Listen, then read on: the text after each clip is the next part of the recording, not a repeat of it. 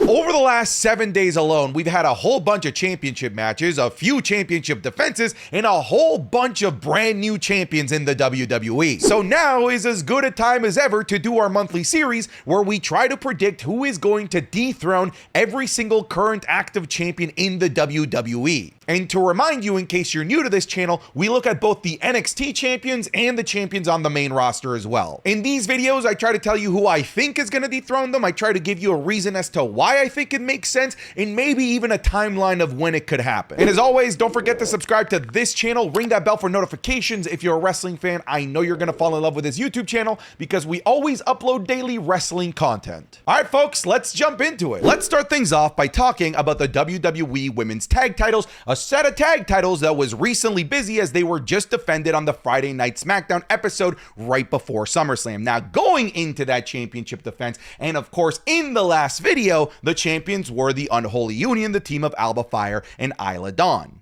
And in that last video, I had predicted that they would lose the tag titles to the team of Bianca Belair and Jade Cargill, the same team that they defeated to win the tag titles in the first place. Now, I thought that this was the route that they were going to go because for a second, it looked like Bianca Belair and Jade Cargill were going to go in their separate directions and go off and have their own singles run, considering that they were both trying to individually qualify for the Money in the Bank ladder match. After the Money in the Bank PLE, they came right back together and reformed the tag team and challenged the Unholy Union for the tag titles. Unfortunately, maybe a little too close to SummerSlam, which is why they weren't able to really build a feud with enough substance to warrant being on the actual SummerSlam show. And this prediction was slowly starting to come together because there was a scheduled championship match between the Unholy Union and the unstoppable team of Bianca Belair and Jade Cargill. And frankly, I thought that it was going to be a foregone conclusion that Jade Cargill and Bianca Belair were going to win the tag titles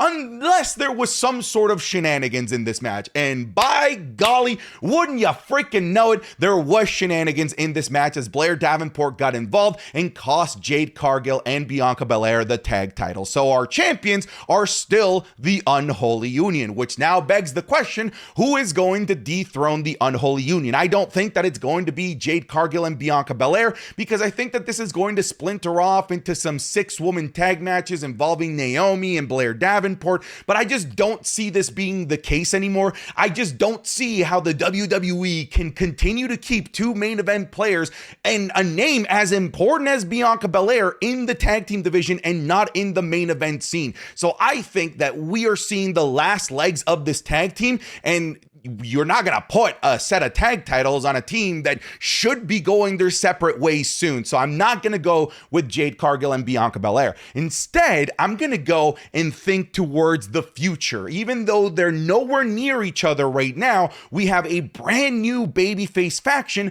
that has a lot of tag team experience that could be going for those tag titles, that being the new babyfaces of Monday Night Raw, Damage Control. Who cares what kind of combination it is, whether it's Io and Kyrie, maybe Asuka comes back, maybe Dakota Kai is the one holding the tag championships, who knows? But I think that somehow, some way, within the next month or two, this is the route that we can go. Don't forget that the women's tag titles are a championship that floats all over the place, including NXT and Monday Night Raw. This is where I'm going to go. This might not be something that happens by the next PLE cycle, but I just want you to keep this in the back of your mind as the Unholy Union continues to wrap up their feud with Jade Cargill and Bianca Belair. Now let's talk about the Raw side of the men's world tag team titles. The current champions are members of the new Judgment Day in Finn Balor and JD McDonough. Now in this past month, they haven't defended these championships, and I had predicted that they would lose these championships to the Usos because on the SmackDown side of things,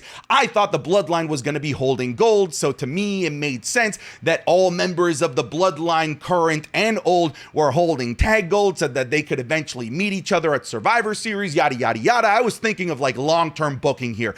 We haven't seen Jimmy Uso come back. However, we are seeing Jey Uso start to circle the waters around the tag title. So I'm going to stick with this kind of as my prediction, except now I'm going to sub in the honorary Uso, Sami Zayn, as the tag team partner of Jey Uso. We already see them having beef with the Judgment Day, and I wouldn't be surprised if Rhea Ripley or Damian Priest helps Jey Uso and Sami Zayn ultimately take down the New Judgment Day, because frankly, those tag titles on that faction don't really make any sense whatsoever. So I wouldn't be surprised if they drop these tag titles as early as Bash in Berlin. Now, folks, this is where we get to celebrate my past predictions, because this one I really pulled out of my ass. In the last video, I had said that DIY was going to lose the tag titles to none other than the Bloodline. Keep in mind that I made this prediction basically the week after DI1 won the tag titles, so there really wasn't anything going on between the Bloodline and DIY as of yet. However, my logic at the time was that the new Bloodline, in order to really cement itself as a top faction, needed gold in order to help cement Solo Sikoa as a proper potential heir to the tribal chiefdom. He needed to have gold around him, and he talked about this in his promo, saying that he was trying to restore the Bloodline back to glory by, of course, him winning championships and everyone else around him also bringing in championship gold. So I figured I would connect the dots, and I didn't think it was going to happen this quick, and I also didn't particularly know if it was going to be Jacob Fatu or Tama Tonga Loa. I just said the Bloodline in general, but it's exactly the way it went down. The tag team champions, as of the making of this video, because who knows, it might change around because of Jacob Fatu's potential foot injury, are Jacob Fatu and Tama Tonga. Who knows, maybe they freebird rule this and Tonga Loa jumps in, maybe Solo Sikoa jumps in, who knows, but this is where it's at right now. Now the question is, who dethrones the Bloodline? And this is honestly completely shooting in the dark, because there is just nothing tying the Bloodline to other major tag teams at the moment, so we're really guessing here. However, look, at this time last year, WWE got funky with their tag team division, and they gave the championships to Jey Uso as well as Cody Rhodes. So maybe this is the route that we go. Maybe we have double champion Cody Rhodes, and I'm going to say he teams up with Kevin Owens, and we got a fun championship run between these two that maybe could be as fun as Cody Rhodes and Jey Uso was all the way back last year at around this same time last year. So look, this is a complete guess. There's nothing to go off of right now. And there really is nothing for nobody to go off of. It could be DIY getting a rematch, but I just don't see how DIY can really step up with their game to be the ones to dethrone the Bloodline. To me, the Bloodline is so ingrained in the main event scene that the only people I see beating them for anything are main event guys coming together. So I'm going to say, whatever, throw this out there. I would have actually said Cody Rhodes and Randy Orton, but Randy Orton seems to now have been sent over to Monday Night Raw. I don't know if it's temporarily or forever. We'll see. But for now, I'm just going to throw this out at the wall and see if it sticks. Kevin Owens and Cody Rhodes, why not? This one was crazy. I was so close to having the guess of the century. In the last video, the champions were Nathan Frazier and Axiom as your NXT Tag Team Champions. There was nothing to go off of here. There was no feud going on. All the other tag teams just did not seem like credible contenders to the championship. So I threw something out there into the wild before it even came to fruition on screen. I said, hey, there's this TNA partnership. Maybe it's just a team from TNA. If there is a set of tag titles that WWE might be willing to share with TNA, it might be the title of their weakest division, which at the time, in my opinion, was the NXT Tag Team division. And holy smokes, not only was I like so close to being right, like there was a championship match out of nowhere, seemingly. It was Nathan Frazier and Axiom versus the Rascals, which was not really the Rascals. It was Rascals, but MSK, and the storyline was that Zachary and Wesley never actually lost the tag titles. Anyways, to me, it counted like a TNA team. Unfortunately, Nathan Frazier and Axiom retained. They would have been the pull out of my ass of the century. We did have Wesley turn heel on that, but I do think that the Rascals MSK are done. I don't think that they're going to be going after tag team gold. What I could potentially see, not a TNA tag team now coming over, but since the making of the last video, there's been news that a famous tag team from old school TNA has been signed by the WWE, that being the famous team of the Motor City Machine Guns. I just don't see them being used on the main roster very well, considering the tag team division of the main roster is just such a mess right now. But in the NXT tag team division, these guys could be a huge pillar, and they could deliver a match of the decade contender against Axiom and Nathan Frazier. So I'm going to say the Motor City Machine Guns for when they come to WWE. Batista powerbombs him here, right? Yep, he breaks his neck. Oh my God. Oh my God. Oh my God. Oh my God. That was right under the chin. Yeah. Triple H did it. Oh. That was a sneak preview of this week's Wrestling is Cool Match Club, which is available exclusively over on patreon.com/SantiZap. This week with the Match Club, you're going to be getting a blow-up doll versus Kota Ibushi. You're going to get the mega match of John Cena versus Batista at SummerSlam 08. We're looking at the incredibly dangerous Ultimate X match from 2009 TNA, alongside a hidden Ring of Honor gem between Shinsuke Nakamura and Kevin Steen, and a 3-on-1 handicap between all three members of The Shield versus CM Punk. This week, you're going to be getting all 5 of those watch-alongs alongside the podcast 3 days early, the Raw reviews, and the SmackDown review, and more. And you can get all of this content over on the Patreon, patreon.com/SantiZap. This is all extra content that never appears on the YouTube channel because, frankly, it can't ever appear on the YouTube channel. So again, go check it out. It'll be the top link in the description or the link in the pinned comment. I think that if you even just give the Patreon 1 month, that you're gonna fall in love with. I actually upload more on the Patreon than I do on the YouTube, which is kind of crazy to think about considering I upload daily here. All right, that's it for the sellout. Go check it out. Back to the video. The women's North American title down in NXT is currently being held by Kalani Jordan, and she was the champion in the last video.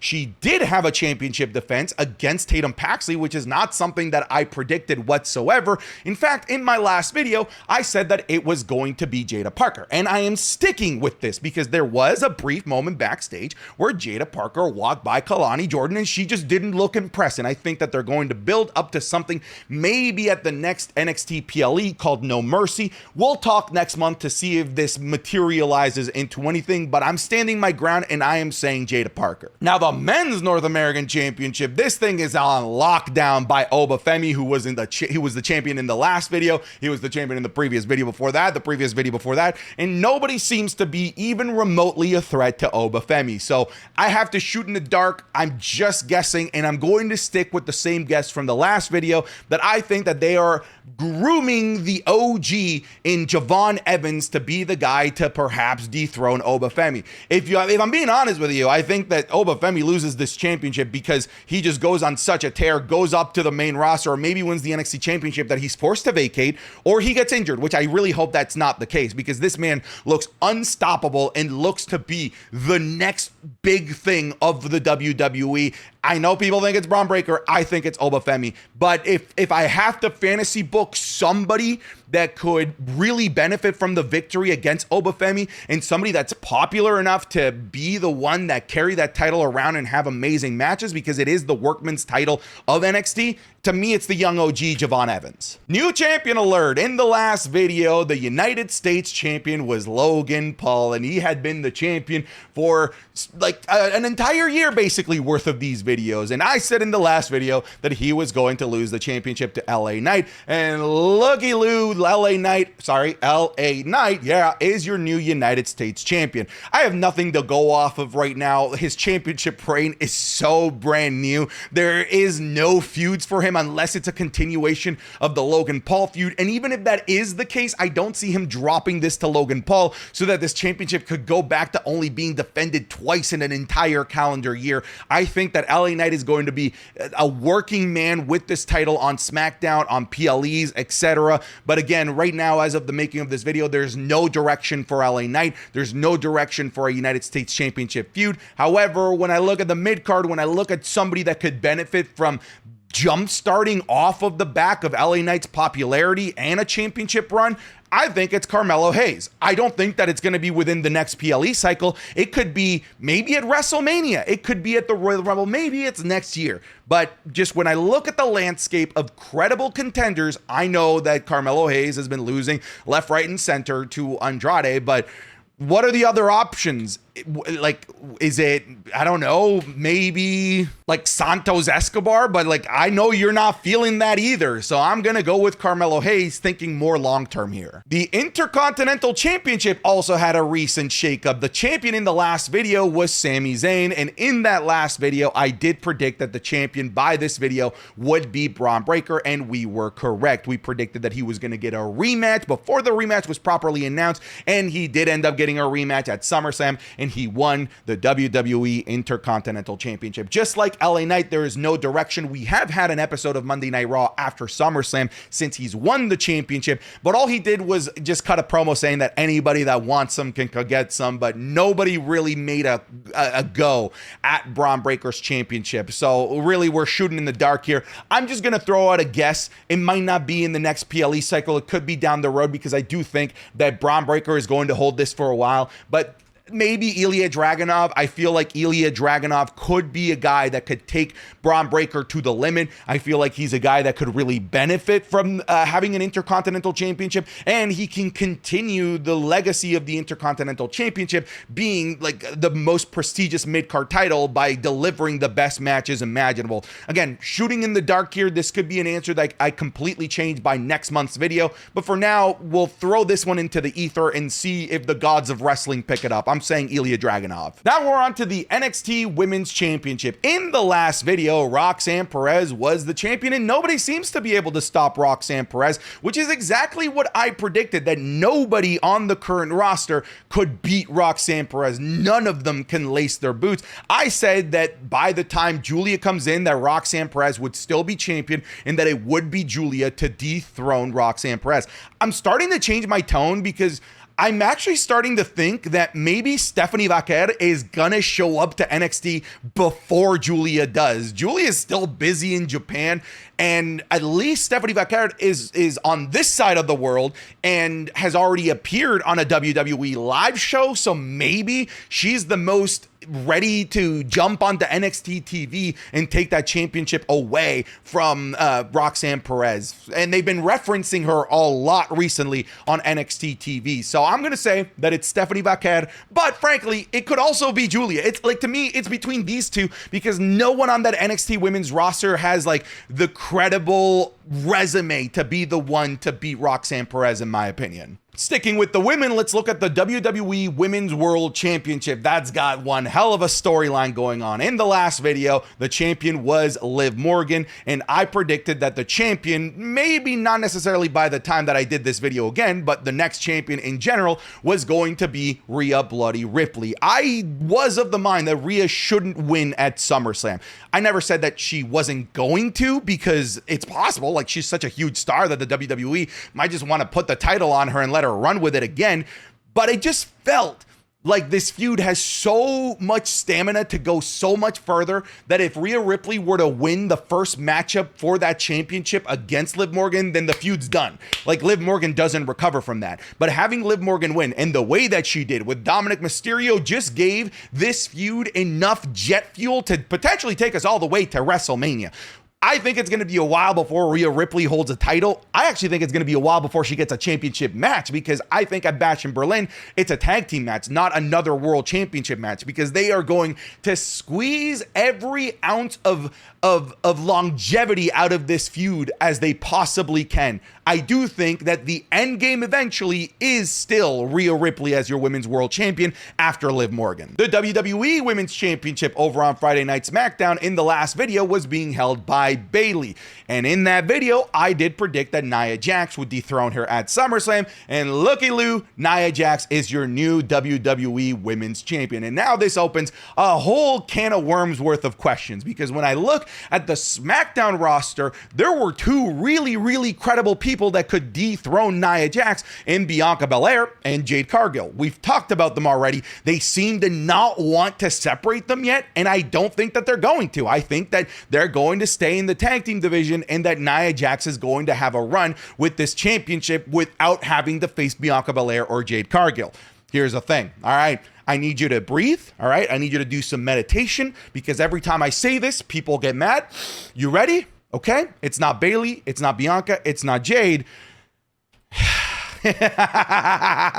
It's Charlotte freaking Flair. There are some things that are certain in this world. Folks, say it with me because if you've been watching these videos for a long time, you know what I'm about to say. There are 3 things certain in this world: death, taxes, and Charlotte Flair coming back from injury and winning a world championship. Look at her resume. So many of her championships are when she comes back from injury. That's just what happens with Charlotte Flair, and I wouldn't be surprised if that's the case again. And I do think, personally, that Charlotte Flair is the correct champion after Nia Jax because it sets us up for Charlotte Flair versus Tiffy time, and that is, folks, the money feud that I want to see going into something like a WrestleMania. I'm going to say it's Charlotte Flair coming back from injury that dethrones Nia Jax. Now let's look at the men's side of world titles, starting with the NXT Championship that is currently being held by none other than Ethan Page, who won it at NXT Heatwave. I predicted that he would lose the championship to Trick Williams.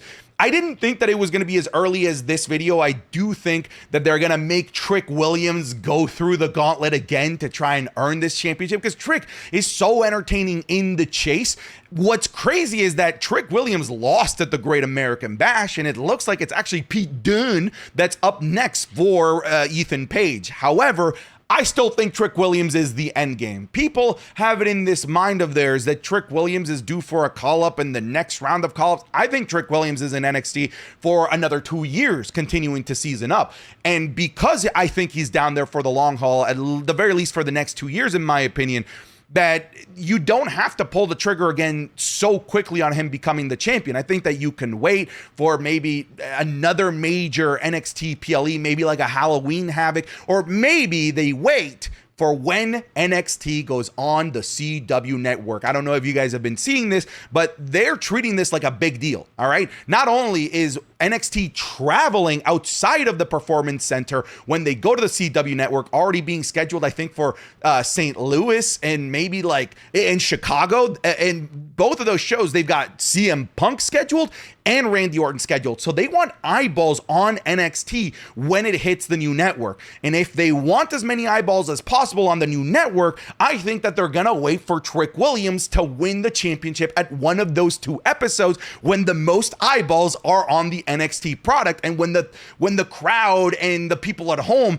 are just so bloodthirsty to watch NXT because they're getting Randy Orton and CM Punk and potentially a new champion in Trick Williams. That's what I'm predicting. So wait a couple of months, but I still think it's Trick. The World Heavyweight Championship had some movement, with the last champion being Damian Priest as of the making of the last video. And in that last video, I predicted that it was going to be Gunther that would finally dethrone the reign of Damian Priest. I couldn't have expected how it would end up happening with Finn Balor betraying Damian Priest, but we did get to Destination Gunther as World Heavyweight Champion. Now, where do we go from here? We do have a championship feud already set up for Gunther and Randy Orton at Bash in Berlin, but I feel like this is more akin to AJ Styles versus Cody Rhodes at Backlash France, where we knew that Cody was obviously going to win, but we ultimately got an awesome match and an awesome feud out of it. I'm not thinking that Gunther is going to be dropping in Berlin.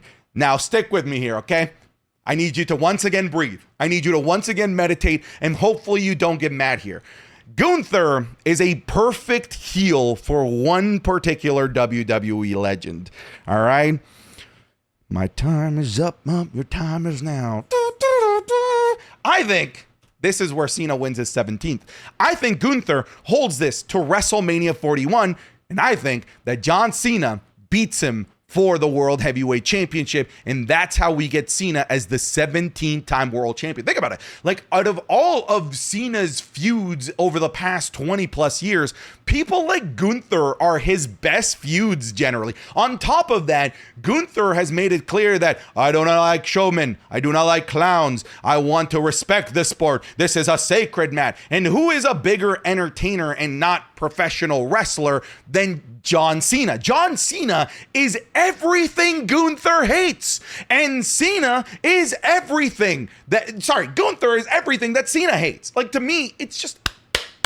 make it happen. It's a match made in heaven. This is how Cena wins his 17th. And now on to the WWE Undisputed Championship. We did have Cody Rhodes in the last video. And no, I was not one of those people that thought that Solo Sikoa was going to walk out as the WWE Undisputed Champion at SummerSlam. What are you, crazy? What are you, dumb? Of course I would never guess that. I do still think that he loses to a member of the Bloodline. I don't think it's Solo. I don't even think that it's Roman. I still think that it's the final boss, The Rock. This is the person that I've been guessing for a while. I think that The Rock takes this title off of Cody Rhodes, takes it into WrestleMania, and has a match with Roman Reigns at WrestleMania 41. I think to me, it's a foregone conclusion. That's what I'm going to go with. So long as The Rock can stay healthy and his movie schedule works, that's where you got to go. Okay, you can't have that moment at Raw after WrestleMania where they spent damn near an hour doing everything to each other except kiss each other, all right, and not have this feud and this match at some point. You have to do it. All right, folks, I know I'm not doing the Heritage Cup because it's stupid and I hate it, but that's it for this video. Thank you so much for watching. Okay, goodbye. Take care. Bye, bye, bye. Get out of here.